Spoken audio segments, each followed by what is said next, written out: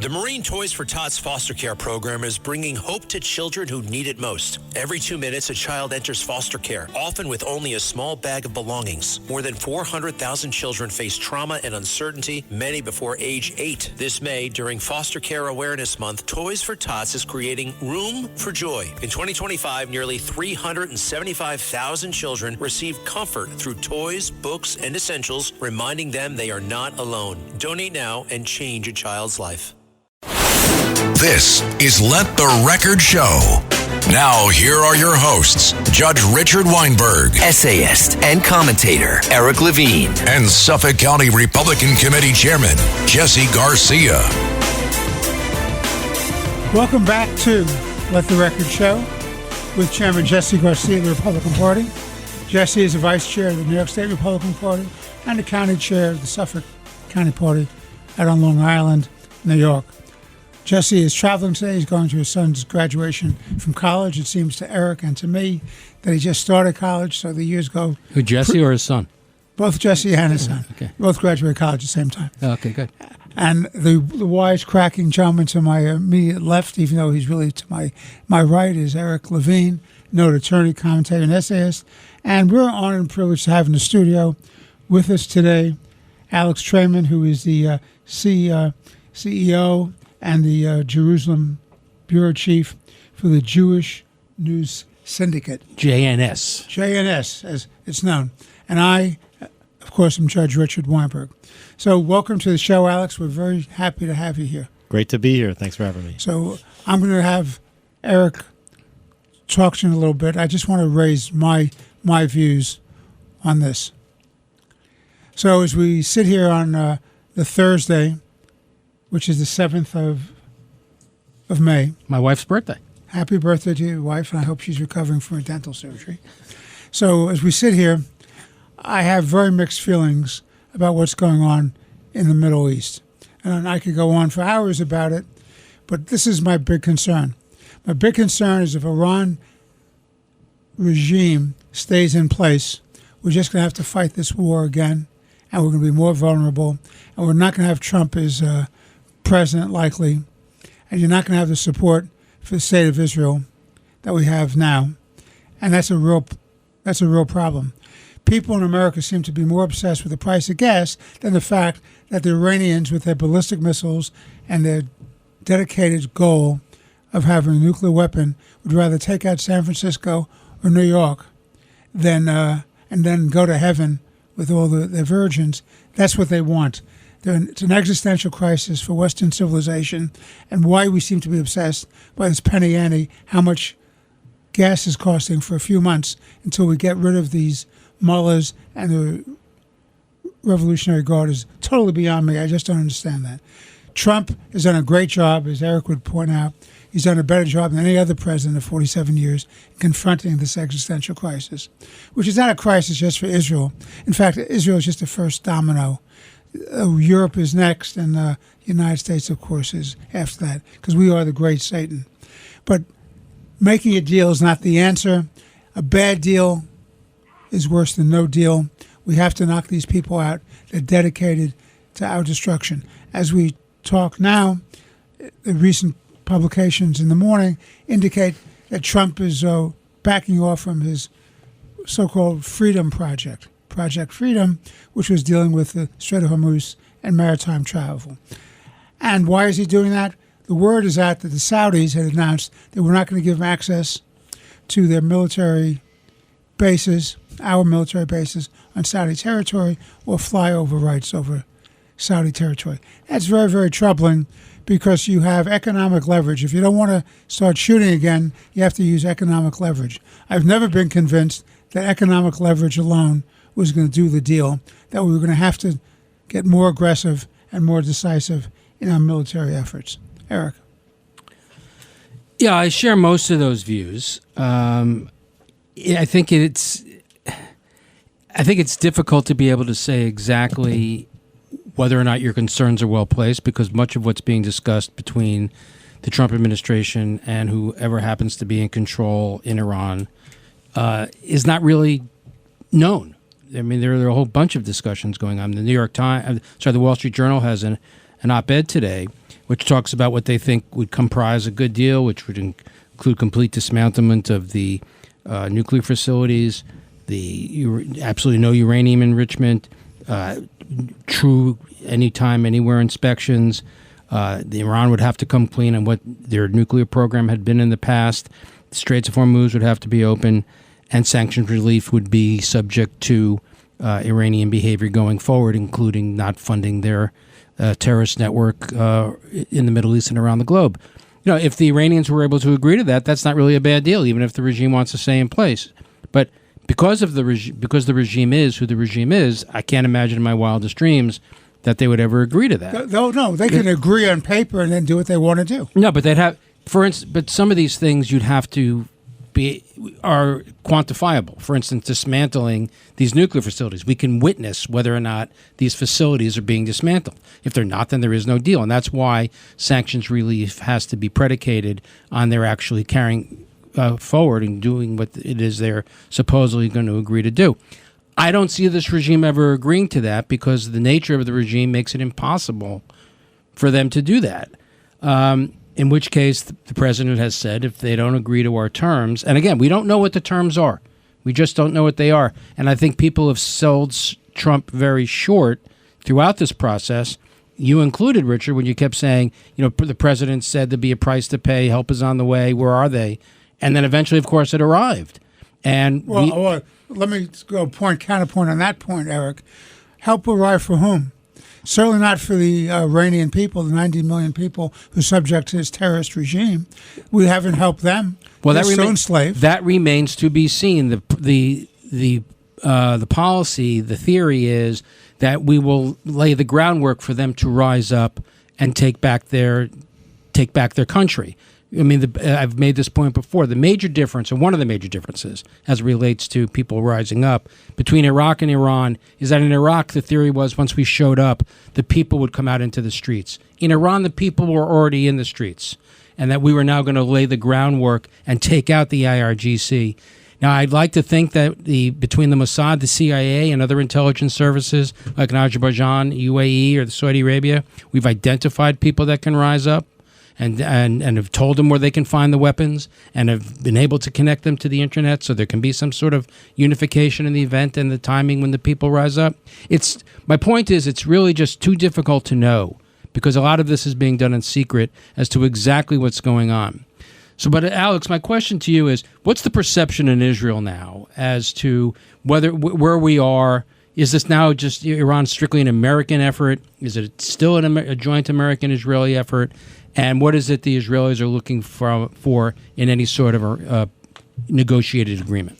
Well, for Israel, you know, they've flown side by side with the United States, and I believe that if President Trump says he's going back into war, that Israel's prepared to fly side by side with the United States again. The United States has been relying very heavily during this entire campaign on Israeli intelligence. I think it cannot be stressed enough how strong Israel is in terms of providing the intelligence that the United States is acting on inside Iran. So I believe that Israel's participation will be critical if President Trump wants to go back in, and if the president is willing to fly alongside Israel to do this, certainly Israel's got to be willing to play ball as well, and they will. In terms of the goals, you know, the president has said that the number one goal is making sure that Iran can never possess a nuclear weapon. Israel has been less vague about its goals of regime change. They want a regime change in Iran. They are acting towards that. The first salvo of this war on February 27th was to take out Ali Khamenei, the supreme leader of Iran. Israel has been assassinating heads of the IRGC and of the regime. And the prime minister said to the Israeli public at a cabinet meeting the other day, he said, right now, the number one goal is to make sure that any enriched uranium inside the country is properly and safely extracted. That for Israel, that's the number one goal right now. You know, so the president has made clear that is his goal as well. I think the president has said repeatedly he's referred to it as nuclear dust, whatever you want to call it, but that the 60% enriched uranium has to come out.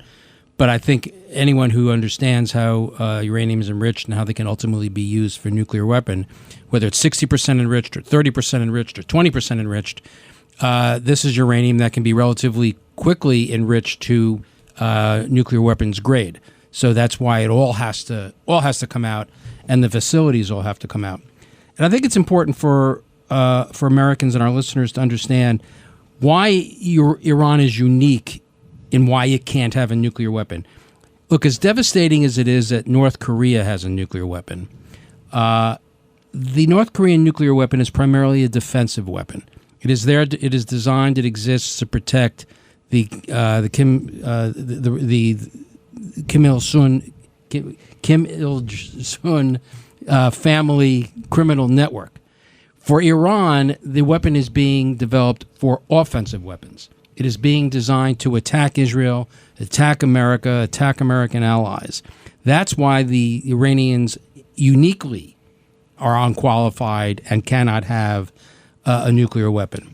But the question becomes, can this regime, and Alex, this is a question too, can this regime philosophically, in any way, shape, or form, ever agree to give up its nuclear ambitions? I mean, isn't that the essence of who this regime is? Yeah, I mean, I just want to go back to your point about Iran and what they would do with a nuclear weapon. All you have to do is look at what Iran has done without a nuclear weapon in order for you to understand what Iran could do with a nuclear weapon. This isn't a country that has minded its own business as it's been illegally developing a nuclear weapon. They have been destabilizing the entire Middle East. They have destabilized Iraq. They have destabilized Syria. They have destabilized Lebanon. They have destabilized Gaza. They have destabilized Yemen, and by virtue also present threats to the United Arab Emirates and to the Saudis. So since this war started, they have fired at 11 different countries all across the Middle East. Well, it's interesting to that point. They have attacked the UAE with more ballistic missiles than they've attacked the Israelis. Exactly, because the United Arab Emirates and these other countries are American allies. And if President Trump would not come in and eliminate this threat of a nuclear Iran, or eliminate the threat of a ballistic missile program, or even their funding of the terror proxies around the region, that would continue to undermine all of America's allies in the region. And if those allies looked around and they couldn't see that the president of the United States had their back, that America would not support them against this terror regime, where are they going to go for support? And this is so important. When the president looks at the global chessboard, he's not just looking at Iran, he's looking at China. Okay, that's the king on the other side of the board. And if you remove yourself from the Middle East, then those countries, they pivot immediately to China. You lose the entire Middle East, and all the oil goes to China. President Trump, what has he done in Venezuela? He's taking the oil and he's directing it towards America and America's allies. That's what he's going to do with Iranian oil, to make sure that the Chinese cannot purchase cheap oil. He's going to direct that oil towards America and American allies. That's why he's working to open up the Straits of Hormuz.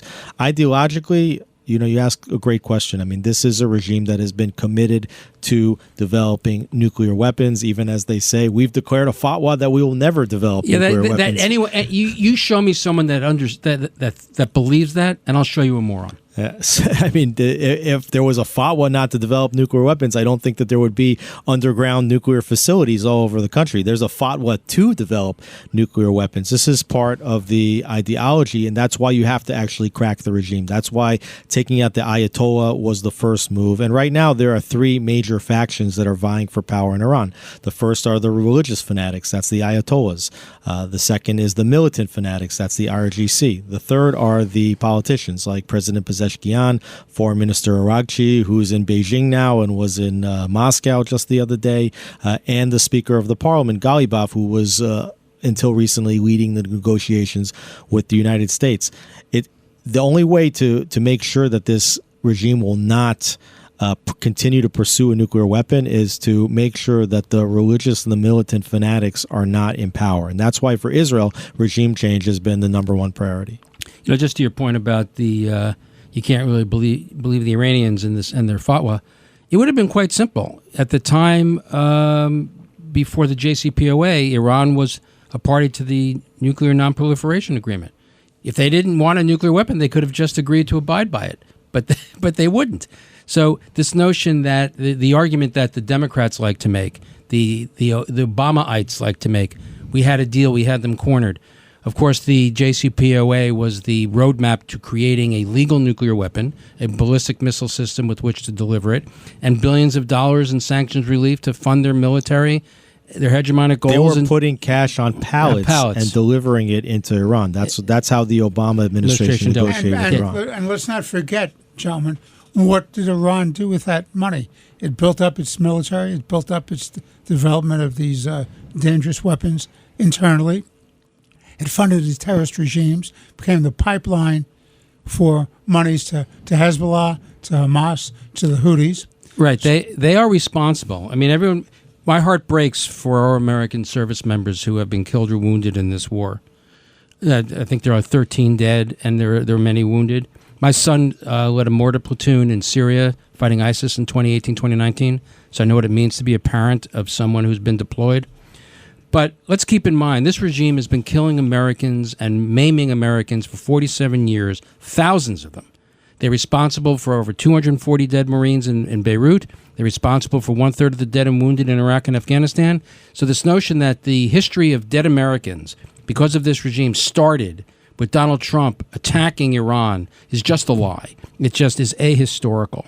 What about the fact that they had open contracts, assassination contracts, against our leaders, they tried to take out the Saudi minister or ambassador in Georgetown. They do this all over the world. They had a contract to kill the president. Right, our president. So the fact of the matter is, this is a mindset that is not one that can be negotiated with. This is not a transactional enterprise. These are people who are zealots, they're ideological, they're madmen. They believe in this other world nonsense. And what do you have?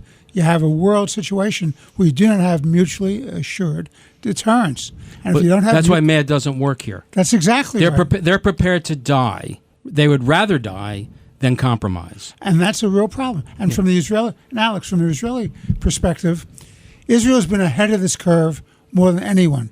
When Netanyahu addressed the joint session of Congress over the objections of Obama, he laid it out there. He made it very, very clear what was going on. And the world refused to open its eyes. And Europe continues in many ways to keep their eyes closed and to believe that it's the United States' problem or it's Israel's problem, but not theirs. Your thoughts? Well, I think that speech that Prime Minister Netanyahu gave to Congress in 2015 to challenge Obama's entering to the JCPOA, what did that do? That actually led to the signing of the Abraham Accords, because the countries in the Middle East, they looked at the United States and they say, we cannot depend on the United States. Who can we depend on in order to stand up for the security of the entire region? And that was Israel. So that speech actually pushed those countries toward Israel. That speech led to President Donald Trump's getting out of the JCPOA, which I think was a very important move. It was one of the signature early diplomatic moves of President Trump in his first term. And I think that's actually led ultimately now to the position that we're in. And I believe that President Trump is not going to make a bad deal with the Iranians. He said very clearly, he's tweeted it many times, he said the Iranians have never won a war but never lost a negotiation. He's not going to let the Iranians win a negotiation this time. So why, listen, I'm not an opponent of Trump, but I'm also not a Trumpy, but why so many so-called ceasefires? To what end? Well, ceasefires can be useful. Number one, it gives you an opportunity to restock. Number two, it gives you an opportunity to see what types of movements are taking place on the ground. But we're in a military ceasefire. We're not in an economic ceasefire. There's an economic siege right now on Iran. So the pressure of economic pressure plus military pressure plus the threat of additional military pressure, what President Trump is hoping is that if the Iranians can no longer pay the salaries of the IRGC, the ones that are out in the streets shooting the protesters, that then many of them may turn against the regime, and that is how you will get a groundswell that will lead to a formal regime change in Iran. This is Let the Record Show. Chairman Jesse Garcia, the Republican Party. Jesse is traveling today. With me in the studio is noted attorney, commentator, and essayist Eric Levine, our beloved co-host, and our very special guest, Tremaine, who is the Chief Executive Officer and the Jerusalem Bureau Chief for the Jewish News Syndicate, will be taking a break. We'll be back in but a few moments with more important and interesting conversation with Eric, Alex, and myself. Please stay with us. Let the Record Show is on the air.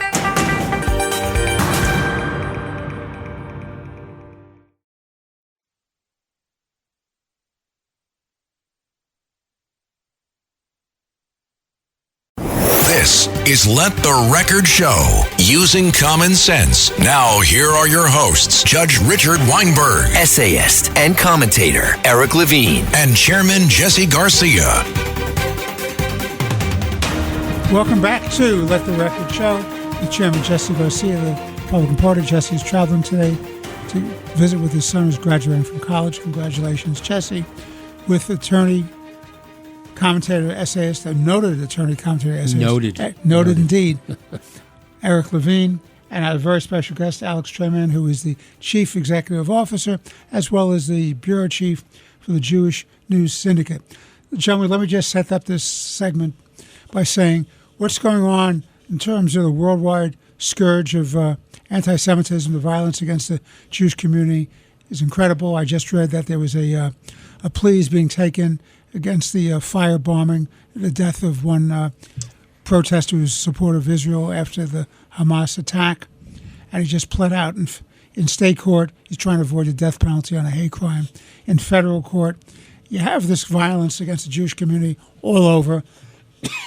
You have the fiction that somehow this is not anti-Semitism because of the difference between being a Zionist and being anti-Semitic. And Eric and I agree that that's just a fiction, that's nonsense. But what's going here in our city, in New York City, is you had a conference at the Parker Synagogue, which is led by Rabbi Schneier, and they were having a conference about economic development in Israel and real estate investment and purchase in Israel. And Mandami, while condemning the so-called protests, he did not condemn the protest. He did. He said they overreached. We support peaceful rights of that. But the fact is, he didn't say that either. He didn't say that either. No. Yeah, he danced around it, Eric. But look, the fact of the matter is, it wasn't a peaceful demonstration. It wasn't First Amendment. It was a mini riot. I literally happened to drive by it when it was happening. They were attacking the cops. They were knocking down the barricades. They were blocking people from going in to Park East. And as you said on the break, all based on a fiction. So I want to get your thoughts and Alex's thoughts on what's going on. Yeah, so as I always say, nothing good can come from having a mayor who's anti-American, a communist, and a Jew hater. And this is a perfect example of that. So let's remember the last time there was a protest at Park East Synagogue. It wasn't a protest, it was a riot. And you still have the same savages and animals and Jew haters who are showing up, not because they hate Israel, but because they hate Jews. Let's keep a couple of things in mind. This notion that you can be an anti-Zionist, you can be anti-Israel, but not anti-Semitic is just a fallacy. Perfect example. I'll give you two. Well, remember on October 7th, there's a very famous tape of one of the Hamas terrorists who had just killed 10 Israelis in one of the kibbutzim. And he called his mom and dad, and he bragged, not that he killed Israelis, he bragged, Mom and Dad, I have killed 10 Jews. I killed 10 Jews. So amongst the enemies of Israel, even in their mind, there's no distinction between being an Israeli and a Jew. More recently, a couple of months ago, a terrorist drove a car into a synagogue in suburban Detroit. And what was his reason for doing that? His reason for driving his car into a synagogue filled with Jewish worshipers was because his brother had been killed or his uncle, I think a relative had been killed in Beirut or in Lebanon by the Israelis. Turns out his relative was a Hezbollah operative terrorist. But he didn't take out his anger against an Israeli target. He took out his anger against a Jewish target. So amongst the enemies of Israel, they do not distinguish between being a Zionist or an Israeli on the one hand or being Jewish on the other hand. So Americans and other people should stop trying to turn themselves into pretzels to make that distinction. Now about our anti-Semitic grotesque mayor. He has taken the position that because there were people inside the Park East Synagogue who are talking about Americans who are interested in making aliyah, moving, immigrating to Israel, and potentially buying land there, that was a violation of international law. What a load of crap. It was all about, there's nothing about an international law about people moving to Israel. It's perfectly legal. Even under international law, even the UN would recognize you can do that. And this was the purchase and sale of private property, not government property. It wasn't Palestinian property. This is private property. So this is a bunch of garbage that the mayor is making up to justify his anti-Semitism. And let's keep in mind these people now that are rioting outside the Park East Synagogue. This is not a peaceful protest. These are people attacking the cops. These are people that are calling for the destruction of the Jewish state of Israel, the death of Zionists, a.k.a. the death of Jews, who want to globalize the Intifada, who want to liberate Palestine from the river to the sea, which all is calling for the destruction of the state of Israel and the extermination of the Jews. And the only reason that these people were back even as far as they were was because after the original Park East riot, Speaker Menon of the New York City Assembly wanted to pass New York City Council passed a piece of legislation that said if you're going to protest in front of a place of worship, the police are able to set up barricades that keep you back a certain distance. The mayor refused to sign that legislation. Knowing full well that the only religion that is subject to these kinds of riots are not mosques and Muslims, are not Christians and churches. It's Jews. This is a Jew tax. This has to do with protecting Jews. And under no circumstances is Mayor Mamdani ever going to protect Jews, particularly Jews that support the state of Israel. So he did not sign the legislation. But because the city council had they had sufficient votes, to override a veto, he just didn't sign it, and it eventually became law. By operational law. So these people show up. This wasn't a peaceful protest. It was a riot. They're attacking cops. This has nothing to do with the First Amendment. So people should keep in mind, and Alex, I'm going to ask you, Israel does not exist because of the Holocaust. The Holocaust occurred because there was no Israel. Israel is not an homage to the dead. Israel is an homage to the living and what is possible, and the greatness and the longevity of the Jewish people. That's what Israel is about, and that's what Zohar Mamdani can't stand. Because when Jews die, people wring their hands. Oh, it's terrible. Jews dead. I mean, there's a famous book. People love dead Jews. It's true. But so they say, because I'm upset that a Jew is dead, it must mean that I'm not anti-Semitic. But under no circumstances should Jews be allowed to defend themselves. And Israel is the homage. Israel is the avatar of the strong Jew that defends Jews, and that is the bridge too far for the modern day anti-Semite. Jews should not be allowed to die. Should not be allowed to defend themselves. They should just march quietly into the gas chambers, and we can then cry about it. Alex. You know, you look around at the anti-Semitism against Jews in the United States, and people cite the policies of Benjamin Netanyahu and Israel's attacks in the Gaza Strip which was a response to the most horrific massacre of Jews since the Holocaust, which was October 7th, the murder of 1,200, the kidnapping of 255 others that were taken prisoner into the Gaza Strip as if Israel wasn't supposed to go in and try to find them. Babies and octogenarians. But look at, and when people say that, let's say 70,000 people were killed in Gaza, and we know that those are inflated numbers, and when they say that those are children, well, children by that count can be up to 19 years old, and they can be carrying guns and shooting them at IDF soldiers. But let's look at the Russia-Ukraine war. How many people have died in the Russia-Ukraine war? Like, well over 1 million people? At this point in 4 years, easily. Do you see any protest or attacks of Russians in New York City because of the policies of Vladimir Putin? You don't see any of that. Of course not. Right? So this is clearly isolated against Jews. It is a cover that is being used to enable and permit anti-Semitism to rise up, intimidation of Jews. And what do we see? We don't see that it's just intimidation and words and pushing police barricades. We see violent attacks, and these things metastasize and it spirals. So I think it's a very, very dangerous situation for Jews here in the United States. It's even a more dangerous situation for Jews now in Canada. It's even more dangerous situation now for Jews in the UK.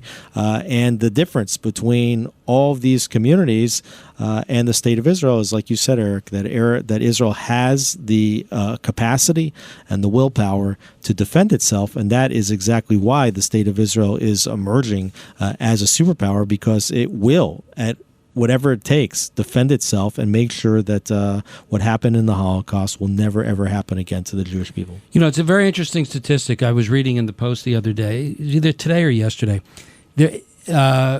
New York City's bragging, rightly so, about the decrease in crime in New York. But you know what's not decreasing? You know what is increasing exponentially? Acts of anti-Semitism. So while everyone is busy patting themselves on the back, basically what they're saying is the only crime we care about is the crime that isn't committed against Jews. The crimes that are committed against Jews, those are things we're just going to push to the side. And that's why I've said this on the show before, that I think Commissioner Tisch should resign. Not because she's not a wonderful public servant and not because she doesn't do great work, but because by doing what she does with the mayor, she mainstreams the guy. She legitimizes the guy. And it kind of pushes to the side the dangers for the Jewish community in New York. And it insulates Mamdani from the not just the accusations, but the factual statement that the guy is an anti-Semite and is bad for New York. We all want crime to come down. But we want crime to come down against all people, not everyone but the Jews. Well, Alex, final thoughts as we finish this second segment of today's Let the Record show. Well, I think that Americans need to know that Israelis love America. They love America when President Trump is the president. They love America when Joe Biden was the president. They are the best and the most important ally, quite frankly, that the United States has today. And those people that don't want Israel to be in the West Bank, for example, in Israel we call that county Judea. They don't want Jews to live in Judea. That's what they don't want. They want Judea to be Judenrein. And Israel's Which not... means Jew-free. Jew-free, exactly. And, Israel, as Gaza was when Hamas attacked. Exactly. Israel pulled out of the Gaza Strip in order to give the chances for peace. People that want there to be a two-state solution, everybody in Israel knows that if they would pull out of Judea, if Israel would no longer be in Judea and Samaria, any Palestinian state, if you just want to know what that would look like, look at Gaza. And if you don't believe me that it would look like Gaza, look at Lebanon. And if you don't believe me that it would look like Lebanon, look at Syria. And the Arabs that live in Israel, they have upward mobility. They've got more economic opportunities. And Israel is willing to live in peace with its neighbors. That's why it's signing agreements left and right with the Emirates, with Bahrain, with Morocco, now is in negotiations with Lebanon, already has agreements with Jordan, already with Egypt, is on the path toward negotiations with Saudi Arabia. And quite frankly, Jewish Americans have been model American citizens here, and I think everybody knows that too. Well, Alex, I want to thank you very much for joining us today on Let the Record Show. It's been very informative. It's good to have your perspective on this. Keep up the good work with your honest journalism and your fighting for the integrity of people and decency for people all over the world. And we're taking a break. This is Let the Record Show. We'll be back in about a few moments with more important, interesting conversation. Joining us will be Assemblywoman Jody Giglio from Long Island. She's a member of the State Assembly, former member of the Town Board of Riverhead, New York. And she will be bringing us up to date on what's going on with New York State budget and politics and governance in New York. Please stay tuned. We'll be back in about a few moments. This is Let the Record Show.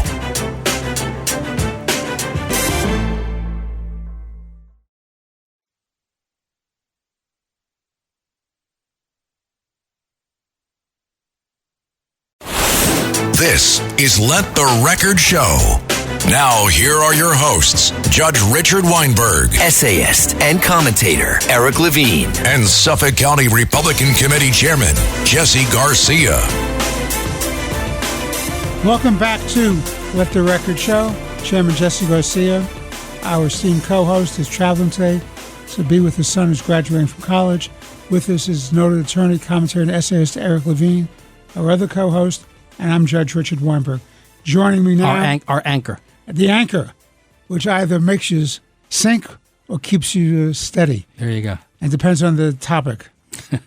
So, joining us is my very good friend, Jody Giglio, who is a member of the State Assembly, formerly a member of the Town Board, a councilwoman in Riverhead, New York. I've known Jody for years, an outstanding legislative leader, a smart businesswoman, a blessing to have in a legislative body where you have people who've never had real jobs making legislative decisions and public policy decisions with respect to economics and public safety, law and order, economic development, environmental issues. It's always good to have somebody who's practical, and that's a very limited, small minority. Jody, welcome to our show. Thank you for being here. Thank you for having me, Richard. It's great to be here with you, with the both of you. So, as I just indicated before we went on the air, our esteemed Governor Hochul, announces at 9 a.m. this morning there's a deal amongst the legislative leaders, and so we expect a flurry of lawmaking, legislators voting for legislation they haven't read, nor do they understand, if they have read it, and pushing through after, 6 or 7 extensions on the budget dates, because you're behind. Yeah, today's 9. Today's 9. So they just did another extender because the Speaker of the Assembly, Carl Hastie of the Bronx, said to the press, he says, there ain't no deal here. I don't know what the governor's talking about. And I think he may have said that she's misrepresenting the facts. I think he used another word, but misrepresenting the facts. So, Assemblywoman Giglio, please tell me what's going on in Albany with respect to our budget. Okay, well, again, Richard, thank you so much for having me. And I represent the 2nd Assembly District, which is the east end of Long Island on the North Fork and the South Fork, because I go from the Sound to the Bay. And I'm really happy to be here with you. But I'm really not happy with what's happening in our state. And what's happening in our state is this rhetoric of tax the rich, and we are going to spend to make everybody convert to electric. We're going to build the infrastructure. We're going to put it on your utility bill. We're going to put it on our truck drivers that are delivering the merchandise that we want to buy, whether it be from the grocery store or the local store or your favorite deli or your favorite bakery. And we are going to tax those trucks more. We are going to tax our small businesses. We are going to tax the rich, and we are going to spend. It is absurd what's happening. I couldn't believe it when the Speaker Carl Hastie walked into the Assembly chamber this morning. We were supposed to start session at 10. We didn't start until after 11 because he came through the chamber and got a standing ovation from many of the DSA, all of the DSAs, and many of the moderates that are having to lean further left because they are being challenged by DSA. And they gave him a standing ovation for holding his ground and for not giving them what they want, which is tax the rich, New York for all, which means that, immigrants that are here, not legally, that they have access to the same services that you and I, who pay a lot of money in taxes, do. And it's the ICE rhetoric with get rid of ICE and the 287G, where local law enforcement can't work with federal agents. They're walking around the Capitol. They're walking around with red signs that have hands out with barbed wire around their wrists as handcuffs, like ICE is doing that. And they are 12 people got arrested in the Capitol last week for the New York for All folks. Well, let me ask you a question. Is there any hope at all to have a common sense budget? And people don't understand, Jody, and you and I do because we both have legislative experience, that the ultimate expression of public policy is in fact the budget. It decides where money is going to be spent, how much revenues you have to spend it, what kind of sources you have for those revenues, and it's the ultimate expression of public policy. And so budgets really count. And some of the worst pieces of legislation come through the middle of the night on add-ons to the budget. For example, the so-called bail reform, which was nothing but legitimization of get out of jail free for criminals, and it's against law and order and public safety. Absolutely. Absolutely. And that is what is happening in this budget. And you know what? Budgets are about numbers, right? Richard, you and I know that. When we sit around our kitchen tables, when we're talking to our spouses or our significant others and we're saying, hey, we need a new roof this year. Maybe we need to not go on vacation. And we're thinking of ways to cut back so that we can meet our obligations to our families, to our houses, to our businesses. And they are just saying, let's spend more, let's let it ride, and let's tax the rich. Our budget went from $175 billion to the proposed $264 billion in less than 10 years. And it's not getting any more affordable for people to live in New York. And when they come to me and they say, what can you do about my utility costs?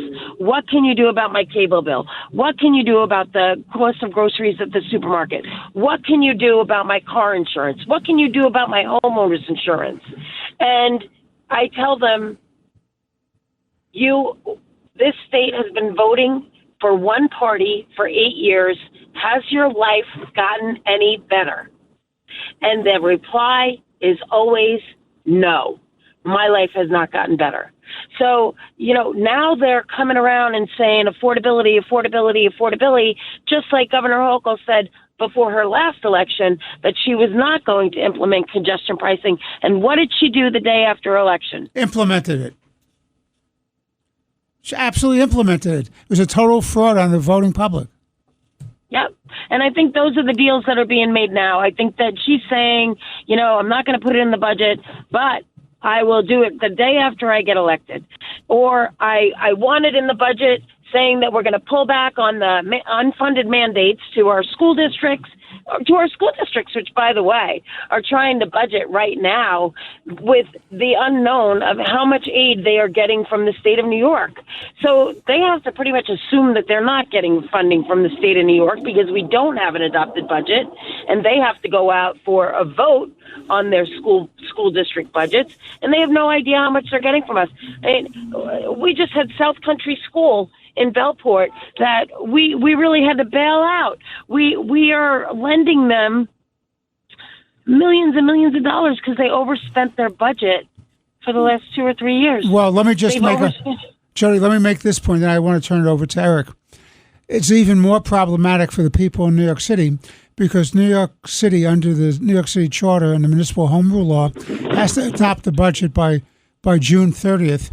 The mayor is supposed to put in his executive budget by May 1st. Julie Menon, the Speaker of the Council, is a common-sense Democrat, extended it to May 15th. If you don't have a state budget, how are they supposed to cut a deal and meet their obligations under the City Charter and Municipal Home Rule Law to have a balanced budget? Because they can't deficit spend when you're in New York City. And that's a real problem. Well, I'm sure you've heard in the press that they're going after the firefighters' pension fund in New York City. Yeah, they want to use that money. They want to jeopardize that money, right? Yes, they want to jeopardize that money. So they want to take money away from public safety, essentially, and, try and balance the budget with people's pensions. That is not a bright future for any civil service worker in this state. I'll tell you that. Eric. So welcome. Your observation about the DSA, the Democrat Socialists of America, I think is 100% right. I think what's in large part happened is that the Democratic Party is dead. That dead carcass has been filled with communists and socialists from the DSA. They hate America. They're communists. They're anti-Semitic. They impose the Green New Deal, which even some of its former proponents have admitted was just a hoax. They prevent fossil fuels from coming out of the ground. There's no nuclear power, no natural gas. Taxes go way up. We have sanctuary states. We have sanctuary cities. The state is owned and run and operated by public employee unions, teachers unions in particular. And yet, we just elected a DSA mayor, an anti-American communist Jew-hating mayor. We have a governor that's basically under the control of the mayor. We have 2 U.S. senators are basically afraid of the mayor. The state assembly and the New York State Senate have huge Democratic majorities, and Republicans have little or no say in the way the state is being operated. Well, Let me just finish. Okay. So, yes. So it is pretty clear to me that the state is in a death spiral, and absent some extraordinary event, it's going to continue into this death spiral. My question is, if I am right that we are entering this death spiral and the Democrats and DSA are this awful, why can't Republicans win?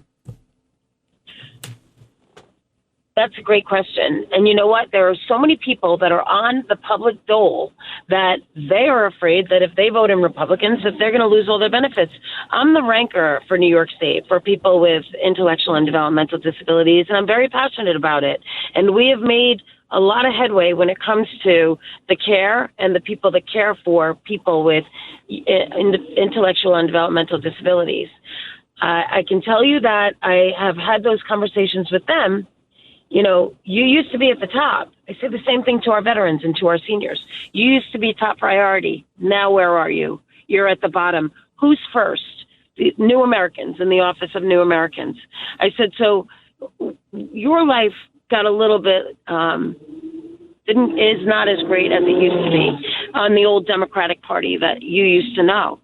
And you just have to get the message out there that is your life better than it was 8 years ago when one-party rule came into play? When you have a governor Democrat, you have a Senate Majority Leader, Stuart Cousins, Democrat, and you have an Assembly Leader, Heastie, those three sitting in a room, and with all of their legislative body and their wants that they want for their districts, which is not in the best interest and definitely not fiscally responsible for all the residents of New York State. And you've got to get them to change their minds and their way of thinking, because the old Democratic Party that they used to know, it doesn't exist anymore. And it's only going to get worse with this Democrat Socialists of America, where they want everybody to be poor. They want everybody to be dependent on the government. They want everybody to struggle and not be able to pay their bills. And they want the bread lines, in my opinion. And they're going to live high on a hog. So, but what's the message? I mean, we have Bruce Blakeman who's running for governor. Hopefully he can win. You know, jury's out. So too. That would be great. But where is the Republican Party? I got to tell you, I've been looking around in New York State. I grew up in Suffolk County. I grew up in Huntington. I now live in Westchester. Mike Lawler is my congressman. But yeah, you sit behind me in the assembly. So you look around New York State. Statewide, there is really no meaningful Republican participation. And where's the message? What's going to bring the Republican Party back? Well, I think that it's going to be the whole focus on. We all want a clean environment to live in, right? We all want a nice place to live. We don't want to see garbage on the side of the streets. We want to see our garbage is getting picked up. We want to see that our water is running and that our cars are functioning and we are able to go to work. We want to work. We need to make the messages. Look at your energy bill. Look at your cell phone bill. Look at your insurance premiums, your health insurance, your homeowner's insurance. Look at your auto insurance. Look at the cost to buy a car.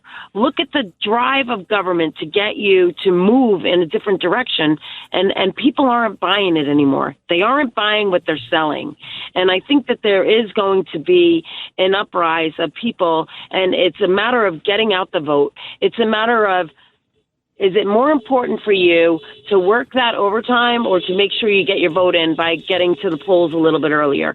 You know, it's prioritizing Election Day to make sure that everybody gets out to vote, because when they do get out to vote, they're not going to vote for this crap that the Democratic Party, one-party rule, has been doling out to them for 8 years. I mean, we don't even know what the number is that were spent on immigrants that came here. You know, it was $5 billion 2 years ago. Who knows how many billion it was last year, because they've gotten better at hiding that. But people are angry. You know, there's $200 million in the budget. I asked it at the Ways and Means Committee when we did our first budget proposal.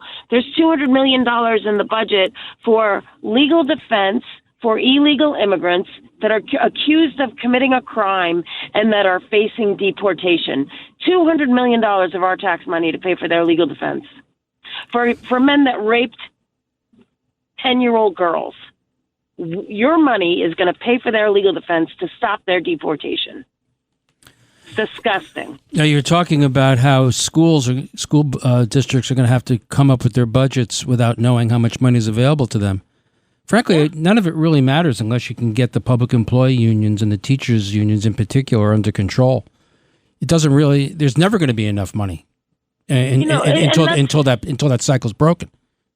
Yeah, and you know what? There is a lot of talk about it, and the governor talked about it when she said, we're going to hire the Rockefeller Center to prepare this report on how the school districts, how the foundation aid should work for the school districts. And I didn't see anything in that report about, I have seven school districts in my district of 140,000 people. That's 7 superintendents, 7 deputy superintendents, 7 nurses, 7. You get where I'm going. When I talk to my friends who moved from New York to North Carolina or to Texas or to Florida, they say, the school districts are by counties. But, that is something that has been discussed for how many years? 100 years, 200 years? What are we talking about here? Why are school districts? And listen to me, when I tell you that I know the teachers, and the teachers love their students. Every teacher that I have ever met loves their students. Love teachers. It's the teachers' unions. Love the teachers. It's the unions. Right, but it is so top heavy with administrative costs that the money is not coming down. And the fact that they're trying to do away with all the AP classes and they don't want the smarter kids to get smarter. They want everybody to learn on the same level is nonsense. Who are our future leaders? Who are our future innovators? Save AP, cut social justice and diversity, equity, and inclusion, which are inherently racist, anti-Semitic, and unconstitutional. Say you want to cut administrative budget, you get rid of the DEI folks and all these school systems. There'll be millions of dollars available for teachers. They come to me all the time and they say, and I said, you know what happened to a merit-based society? What happened to this was my education and this is what I've done with it? What happened to the innovators? And you're 100% right. And I think that our president is working on that, on the diversity, equity, and inclusion. And we're seeing him do it on a federal level and trying to get it to trickle down to the local level because it should be based on merit, not on the color of your skin. Well, Jody, I have to tell you, it's always a pleasure talking with you and seeing with you. Eric always disputes this. I'm known as the common sense House Democrat. I don't know who known to whom. Yeah, known to whom. Right, it's in your own head. That's right. David Pass and I are the last of the common sense Democrats. I'm hopeful. There may be an epiphany in my party to take back sanity. But in the meantime, the only common sense solutions seem to be coming from the Republican Party, and I'm very hopeful that in this election cycle that you're going to pick up more seats in the state assembly, more seats in the state Senate as a counterbalance. It'll be absolutely wonderful to have a Republican governor. You have to break this one-party monopoly. This one-party monopoly does not act in the public interest. It's all about sustaining themselves. This idea of on this level 6 of the pensions of giving more money to these union bosses to spread around is incredible. You don't have the money to do that. You know that better than I do, being in the assembly. That's, of course, that's billions of dollars a year, which would be better spent. And this was a deal that was cut a long time ago as a money saver. So their willingness, that is the Democrats, to repudiate all common sense and to just go along to get elected and to keep themselves in place is very frightening, which is why this is one common sense Democrat who supports Republicans for the state legislature and for the Congress and for higher office.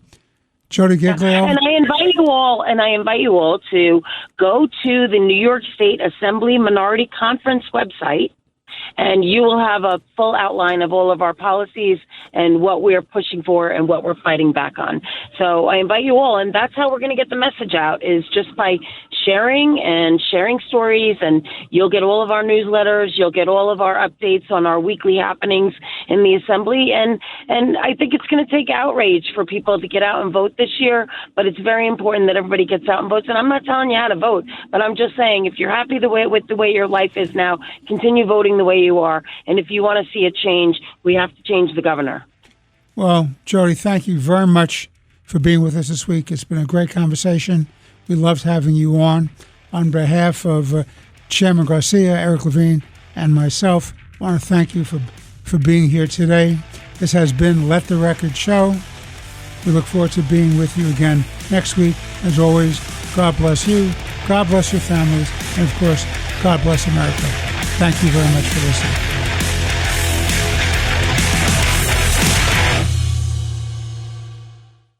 77 WABC and Bergen Newbridge Medical Center honor the life of legendary broadcaster and our friend, Ernie Anastas. Hi, it's Ernie Anastas. You know, your thoughts can affect how you feel. Bergen Newbridge Medical Center is the largest hospital in New Jersey, providing comprehensive, equitable, compassionate, and high-quality emergency inpatient and outpatient medical care, plus mental health services and substance use disorder treatment. The Bergen Newbridge team can address your total health needs in one convenient location. Call 201-225-7130